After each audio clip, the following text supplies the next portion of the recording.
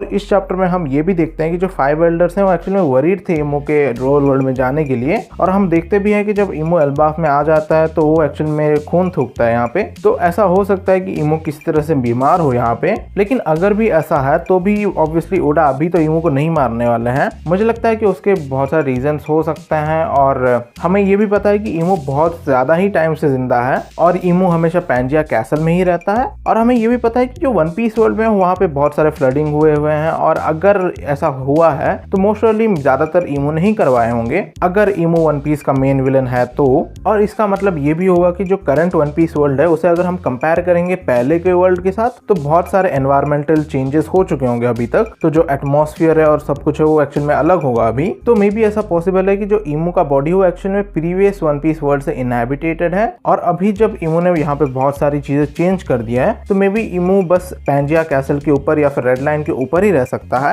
क्योंकि जो भी सारी चीजें यहाँ पे नीचे हुई होंगी लोअर वर्ल्ड में वो मे बी शायद रेड लाइन के ऊपर इफेक्ट नहीं की होंगी और मे बी शायद इसीलिए इमो रेड लाइन के ऊपर ही रह सकता है क्योंकि उसकी बॉडी वहीं से इनहैबिटेटेड है। तो शायद इसीलिए जब इमो यहाँ पे लोअर वर्ल्ड में आता है शायद वो यहाँ पे इस नए एनवायरनमेंट की एयर को ब्रीथ नहीं कर पा रहा या फिर नेचर में ऐसा किसी तरह से का चेंज हुआ है जिसकी वजह से उसे कोई इलनेस हो गया है तो वो यहाँ पे वीक हो गया है लोअर वर्ल्ड में आने के बाद। और ये कुछ ऐसा हो सकता है कि हमें पता है कि अगर डायनासोर हमारे टाइम में जिंदा होते तो वो लोग जिंदा नहीं रह पाते हमारे एनवायरनमेंट में। तो मे बी शायद इमो का बॉडी इतना ज्यादा पुराना है कि वो अभी के वर्ल्ड में नहीं रह सकता। और ये थ्योरी और भी ज्यादा रीइंफोर्स हो सकती है अगर हमें ये पता चल जाए कि इमो एक्चुअल में एक लुनारियन है क्योंकि इसका मतलब ये होगा कि उसने उसकी अपनी सारी की सारी जिंदगी या फिर मोस्ट जिंदगी रेड लाइन के ऊपर ही गुजारी होगी। तो मे बी यहाँ पे ये भी पॉसिबल हो सकता है कि जब हम लोग यहाँ पे सेलेस्टियल ड्रैगन्स को ये कहते हुए देखते हैं कि रेड लाइन एक्चुअली में बहुत ज्यादा सेक्रेड है और जो रेड लाइन के ऊपर का एयर है वो बस वो लोग डिजर्व करते हैं ब्रीथ करना और इसीलिए जब वो लोअर वर्ल्ड में आते हैं तब वो लोग एक मास्क टाइप का पहनते हैं।